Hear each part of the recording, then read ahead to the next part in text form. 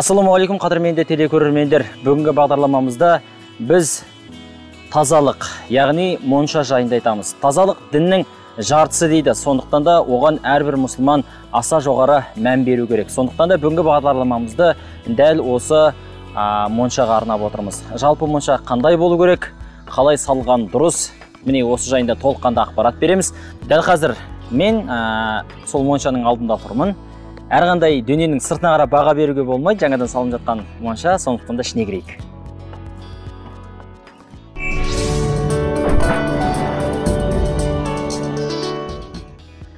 Міне, ломборымызда жұмыс істеп отыр екен. Не істеп жатсыз? Айнаны қойып, кірген жуынып шыққан соң таранып, өзіңізге бір кішкене қарап шығып кетсін. Киінетін жерге айна міндетті түрде керек дейсіз ғой. Дұрыс. Ал енді бізге дәл осы монша туралы ақпарат берсеңіз. Негізі тазалық діннің жартысы. Мұсылмандар әсіресе тазалыққа мән беру керек. Намаз жәннаттың кілті, ал намаздың кілті дәрет дейді ғой. Сондықтан да біздің жуынатын, ғұсыл алатын, дәрет алатын жеріміз қандай болғаны дұрыс. Монша дейміз, қанша бөлме болу керек, немен сәндену керек, қалай жылы болу керек. Соның барлығын бізге түсіндірсеңіз. Енді осы бөлмеден бастасақ. Бұл бөлмеден мысалға мынау вагонка деп айтылады. Соның өзінің киілетін арнайы өзінің ойықтары бар, бір-біріне кигізіп, қатты резина балғамен ұрып, и одан кейін арнайы шегелермен, пистолеттермен атып шыққанбыз. Енді бұның ішінде не бар? Бір нәрсе салына ма, жылы болу үшін? Утеплять етілген. Бұның ішінде стекловата бар. Сонымен қапталған, и оның сыртынан осылай немен қаптап шықты. Ағашпен, сырттан суық, іштен жылу шықпау үшін. Мына вагонка деп қойдыңыз, ағаш. Бұл қандай ағаш? Қарағай ма, сасна ма, әлде басқа қайың ба? Сасна. Саснадан жасалған. Неге сасна ол? Басқа ағаштар болмай ма? Сасна ол буға, суыққа төзімді болып келеді. Мысалға, мынаның ішінен қанша дегенмен жылы ауа, пар шығады, соған төзімді. И одан кейін ажырамайды. Жақсы. Енді осы жерден жалпы моншаның сыртқы, ішкі дүниесін бір тоқталып айтып алсақ, қалай жылылау керек? Моншаны қандай материалдан салған дұрыс? Біз бұны сплиттер блокпен қалағанбыз сыртын. Сыртынан пеноплекспен қаптадық, жылы болу үшін. И оның ішінен вагонканың арасында бағанағы стекловатаны салып шықтық. Ол сыртқа шығармайды и жылы болады. Көп адам, мысалы, ауыл жерлерде болсын, қалада болсын, енді бұрыннан келген моншасын екі-ақ бөлме жасайтын еді. Бұрынғыда киінетін жер еще пештің жанында сондай болған. Әзір мысалы біз кішкене өзімізге удобно болу үшін, ыңғайлы болу үшін осындай кең бір комнат жасадық. Жуынып келгеннен кейін кішкене дем алып, шай ішіп, бұрынғыда кішкене салқындау болады, суық тиіп қалады. Мына жер утепление болғаннан кейін жылы. Одан кейін біздің мысалға бұл комнатта теплый пол. Жылыйды. Өйткені бұрынғы кезде ондай теплый пол болмаған, и бұл жаққа да пешті общий бәріне жіберген ғой. Әзіргі заманда мынаны кішкене заманауи жасадық. Бұл жақта жылы болып тұрады. Асты жылы, бірақ қоңыр салқын. Қоңыр салқын, ыңғайлы. Киініп, не болса дем алып отыруға болады. Мына үйге стол қойып қойсын, бұл жерде жаңағы бір суыңды, шайыңды ішіп, қайтып кіріп, көлдеген жерде дем алып отырсаңыз болады. Жақсы, енді келесі бөлмелерді таныстырсаңыз. Келесі бөлме біз жуынатын бөлме қылып жасадық.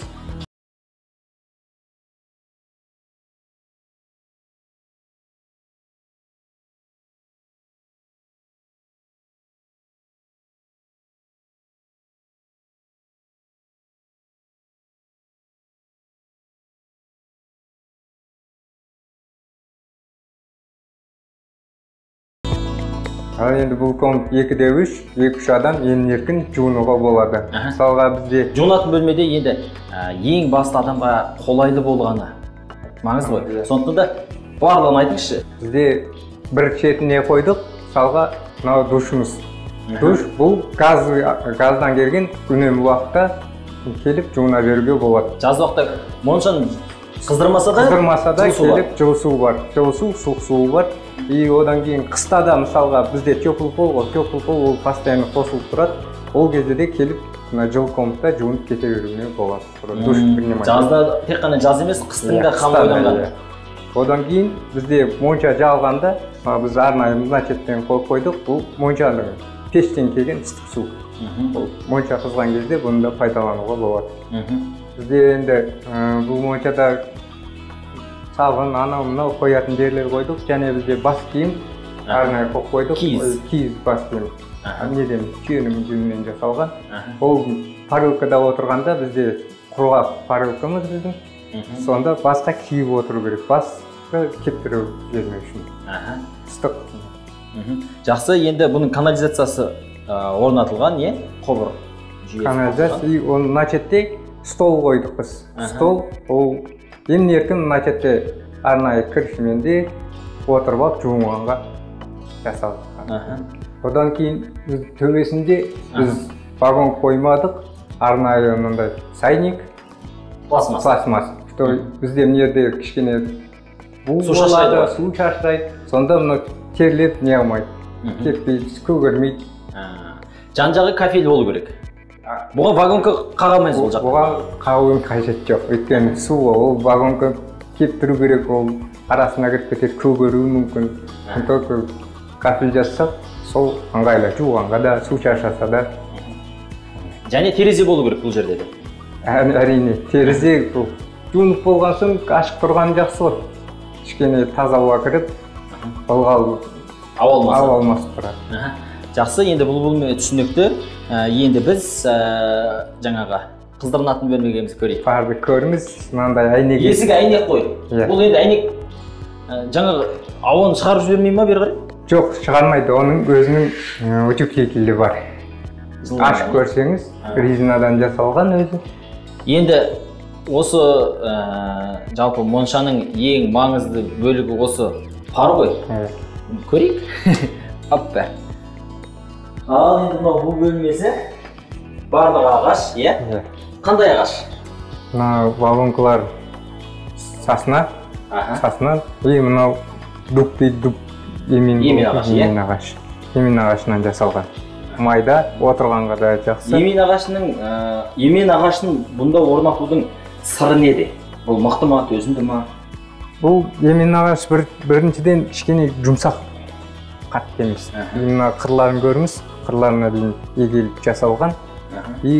Ыстыққа да, суыққа да төзімді, жарылмайды. Сол үшін жасалған. Бұл бөлме адам денесінде клеткаларды бұл ашады. Бұл құрғақ бұл бөлмесі 100 градусқа дейін апаруға болады, 100 градусқа дейін шыдап адам отыра бере алады екен. Енді бұл қалай жылайды? Пешті осы бөлмеге орнатыпсыздар? Бұл пеш осы бөлмені ғана қыздырады. Осы бөлмені. Бұнда бағанандай утеплять етілген бәрі. Ал пешімізге келсек, пешімізде де су бар, бірақ бұл шықпайды. Бұл жерден только ыстық су бана жуынатын бөлмеге апарамыз. Және пар шашатын тастар бар арнайы, өзім салынған. Және пештің жанына арнайы жасадық, арнайы тас кафельдермен. Жам кетпеу үшін. Оғанда аса мән беру керек. Пешіміз бұл жерде алворот айланып құбырымыз шығады. Мына жерде жартылай су, суды сол құбыр арқылы жылытады. Біздің суымыз, біз су құйып жүрмейміз соған, арнайы алып келіп қойдық. Мына жоғарғы түтікшеден су келеді, ыстық су, астынан аршетте краник тартқанда артынан шыға береді. Ыстық су қалай ақты, су құйылып отырады? Су құйылып отырады, оны қайта құйып, неғып отырдың қажет жоқ. Одан кейін біз мынандай түтікше шығарып қойдық. Арнайы түтікше, біз егер бұны жауып тастасақ, бұл керіліп, қызған кезде атылуы мүмкін. Сол үшін буды біз сыртқа шығартсақ. Бұрын бізде ашық болатын, ол бұл бұның ішіне кіріп, біздің вагонкаларымызды көгеріп шірітетін. Әзір бұда құрғақ бөлме, көпке шыдамды келеді. Буымызда бізге кедергі жасамайды, сыртта шығып кете береді.